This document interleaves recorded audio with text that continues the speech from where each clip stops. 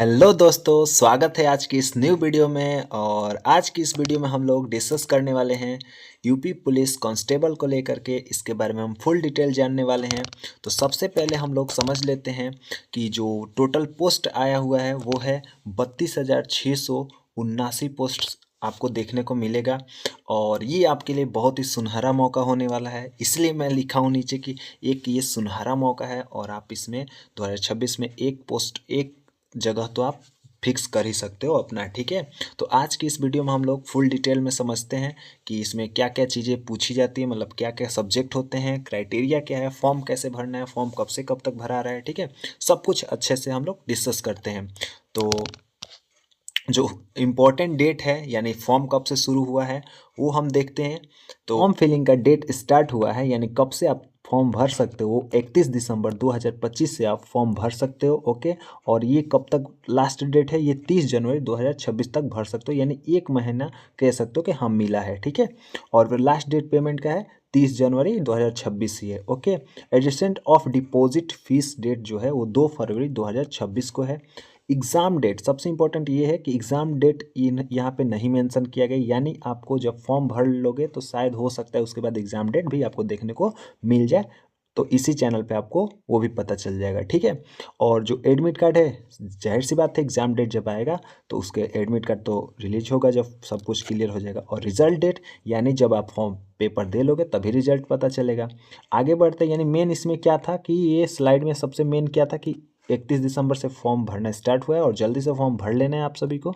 और 30 जनवरी last date है। Okay, तो फॉर्म में देरी नहीं करना है क्योंकि लास्ट में सर्वर डाउन भी चलता है, तो इसलिए आपको फॉर्म जल्दी ही भर लेना है। ओके, जब तक सर्वर बढ़िया से चल रहा है। ओके, आगे बढ़ते हैं। यूपी पुलिस कांस्टेबल जो एज लिमिट है, एज लिमिट जो है वो 1 जुलाई 2025 से काउंट होगी। ओके, ये ध्यान रखना आप लोग।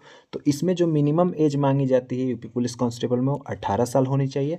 मैक्सिमम जो एज है वो 22 साल होनी चाहिए मेल के लिए, अगर आप मेल हो तो 22 साल। और मैक्सिमम एज जो है वो फीमेल के लिए जो है वो 25 साल है। और 5 साल का ओबीसी के लिए, एसटी के लिए वो छूट मिल जाता है उसमें, ऑफिशियल जो नोटिस है इसका यूपी पुलिस का। ठीक है, तो उसमें आपको मिल जाता है, उसमें कोई प्रॉब्लम नहीं है। ठीक है, आगे बढ़ते हैं। तो ये ध्यान रखना 18, 22 और 25। ओके, अब एप्लीकेशन फ़ीस जो है वो देख लेते हैं। एप्लीकेशन फ़ीस फॉर्म आया है तो कितना है, तो एप्लीकेशन फ़ीस आपको पता है कि देखो यहाँ पर दिया हुआ है कि for general EWS BC EBC ये जो है इनके लिए 500 रुपये है। ठीक है, और एसटी एससी और ओबीसी के लिए कितना 400 रुपये है। ठीक है, फीस। ओके, और ये फीस का मेथड है, आप इसमें से किसी भी तरीके से डेबिट कार्ड क्रेडिट कार्ड जैसे मर्जी आप बैंकिंग इंटरनेट बैंकिंग जैसे भी आप फीस पेमेंट कर सकते हो। नेक्स्ट है एजुकेशनल क्वालिफिकेशन। बात कर लेते हैं हम लोग कि एजुकेशनल क्वालिफिकेशन क्या मांगी है। तो देखो एजुकेशनल क्वालिफिकेशन जो है वो पोस्ट नेम एलिजिबिलिटी क्राइटेरिया जो भी पोस्ट है उसके हिसाब से, बट यूपी पुलिस कांस्टेबल के लिए जो है वो आपसे केवल 12th पास मांग रहा है कि यूपी पुलिस कांस्टेबल के आप 12th पास बस होने चाहिए, आप फॉर्म अच्छे से भर सकते हो। ठीक है, ध्यान रखना 12th पास हो तो आप फॉर्म भर सकते हो। आगे बढ़ते हैं, नेक्स्ट जानते हैं फिजिकल स्टैंडर्ड टेस्ट। आप देखना यहाँ पे फिजिकल स्टैंडर्ड टेस्ट, इसमें क्या चीज़ें होती हैं देख लो आप।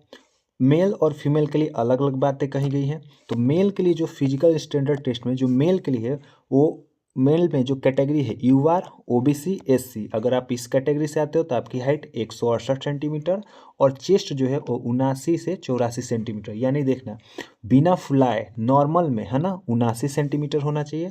बिना फुलाए नॉर्मल में कितना होना चाहिए 79 सेंटीमीटर, और फुला करके 84 सेंटीमीटर होना चाहिए, यानी 5 सेंटीमीटर का फुलाव आपको चाहिए। ठीक है, अगर आप एसटी कैटेगरी से आते हो तो 160 सेंटीमीटर आपकी हाइट होनी चाहिए, और बिना फुला के 77 सेंटीमीटर यानी 77, और फुला करके 82 यानी 82 सेंटीमीटर। ओके, 5 सेंटीमीटर फुलाना होता है। ठीक है, नेक्स्ट बात करते हैं। और फीमेल के लिए जो है, फीमेल के लिए देखना category wise UR OBC SC के लिए 152 सेंटीमीटर हाइट और 40 किलो, यानी इसमें वेट काउंट किया जाता है, यानी 40 किलो होना चाहिए वेट, 40 किलोग्राम। ओके, एसटी के लिए जो है वो है 147 सेंटीमीटर हाइट होनी चाहिए और 40 किलो वेट, दोनों का मतलब वजन जो है कैटेगरी में सेम है, फीमेल में। ओके, तो 40 किलो वजन होना चाहिए, 147 सेंटीमीटर हाइट होनी चाहिए। आई होप आपको सब कुछ अच्छे से समझ में आ रहा होगा। फिजिकल एफिशिएंसी टेस्ट देख लेते हैं, यानी इसमें रनिंग होता है, रनिंग की बात कही गई है तो आपको पता ही होगा इसमें भी रनिंग होता है। तो रनिंग में आप लोग देख लो, मेल के लिए जो है वो 4800 मीटर 25 मिनट में, 4800 मीटर कितने मिनट में, 25 मिनट में, है ना, 4.8 किलोमीटर। और फीमेल के लिए जो है वो 2400 मीटर, यानी 2400 मीटर 14 मिनट में रनिंग करना होता है। ओके, तो ये हो गया मेल और फीमेल का जो रनिंग का है। ओके, उसके बाद नेक्स्ट बात करते हैं लिखित परीक्षा, जो कि सबसे पहले होती है और मैं सबसे लास्ट में दिखा रहा हूँ, वो इसलिए क्योंकि इसमें बहुत चीज़ें बतानी थी आपको। ओके, ताकि अच्छे से आप समझ पाओ। ठीक है, देखो जरा ध्यान से देखना यहाँ पर। सबसे पहले जो लिखित परीक्षा आपकी होती है, वो लिखित परीक्षा जो है वो होती है 300 अंकों का, मतलब मैक्सिमम जो अंक है वो 300 नंबर का होता है पेपर जो होता है, और समय कितना होता है, 2 घंटे का समय होता है। 300 नंबर का पेपर होगा और कितने, 2 घंटे का समय मिलेगा आपको, ठीक है, करने के लिए। और इसमें जो सब्जेक्ट आते हैं, वो आते हैं, देखना सब्जेक्ट कौन कौन आते हैं। पहला आता है सामान्य ज्ञान, उसके बाद सामान्य हिंदी आता है, यानी हिंदी पूछा जाता है। संख्यात्मक एवं मानसिक योग्यता, यानी इसमें मैथ पूछा जाता है, अर्थमेटिक मैथ जो भी है। और उसके बाद मानसिक अभिरुचि, बुद्धि लब्धि और तार्किक क्षमता, चौथा नंबर। अब यहाँ पर एक इम्पॉर्टेंट पॉइंट है, आपको ध्यान से सुनना होगा कि जो मानसिक अभिरुचि है वो ऑफिशियल सिलेबस से इस बार हटा दिया गया है, यानी इसके टॉपिक्स नहीं पूछे जाएंगे अब, ठीक है। इसमें अब बस रीजनिंग आपको देखने को मिलेगा, तो ये सबसे बढ़िया खुशखबरी है, मस्त वाला, ताकि मानसिक अभिरुचि हटा भी दिया गया। कोई डाउट नहीं है कि इसमें से क्वेश्चन आएगा या नहीं आएगा। ओके, नेक्स्ट बात करते हैं, इसमें जो 100 प्रश्न जो होते हैं वो 150 प्रश्न होते हैं, यानी 150 प्रश्न होते हैं। और एक सही उत्तर आप करोगे तो एक अंक का, एक प्रश्न का 2 अंक मिलता है, यानी टोटल कितने नंबर का हो गया, 300 नंबर का। मैंने बताया ना, टोटल 300 नंबर का। ओके, तो अब 300 नंबर का होगा। अब सवाल ये उठता है कि निगेटिव मार्किंग है या नहीं।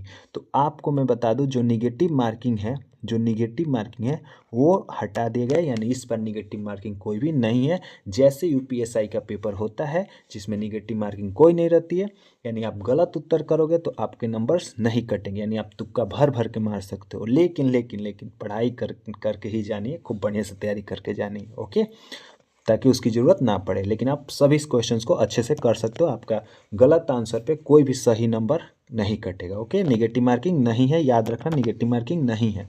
ओके, ये जो पेपर है वो ऑफलाइन होगा, OMR मिलेगा सीट आपको, ऑफलाइन पेपर होगा। तो ये पूरा डिटेल रहा। अगर आप चाहते हो कि इस सिलेबस का फुल डिटेल चाहिए, यानी सामान्य ज्ञान में क्या क्या पूछता है, सामान्य हिंदी में क्या क्या पूछता है, हालांकि इस वीडियो के नीचे मैं इसका PDF डाल दूंगा, आप देखना चाहते हो तो देख सकते हो, लेकिन वीडियो के थ्रू आप समझना चाहते हो तो वो भी मैं ला के दिखा दूंगा। ठीक है, तो आज की वीडियो को यहीं पे एंड करते हैं। डिस्क्रिप्शन में इस पूरे सिलेबस का आपको मिल जाएगा PDF, आप अच्छे से पढ़ना चाहो तो पढ़ सकते हो, सब कुछ क्लियर अच्छे तरीके से। और आज की इस वीडियो में इन्फॉर्मेशन अच्छी लगी हो तो लाइक ज़रूर करना। कोई भी डाउट, कोई भी दिक्कत हो कमेंट जरूर करना, मैं सबके रिप्लाई करता हूं और आपके भी करूंगा। और पूरी बढ़िया तरीके से तैयारी करो। ओके, और एक सीट आप अपना पक्का करो। इस वीडियो का जिन भी साथी को ज़रूरत है वो अपने दोस्तों तक शेयर भी कर देना, और वीडियो पसंद आई हो तो लाइक शेयर सब्सक्राइब जरूर करना। मिलते हैं नेक्स्ट वीडियो में, तब तक के लिए जय Hind, wish you all the best.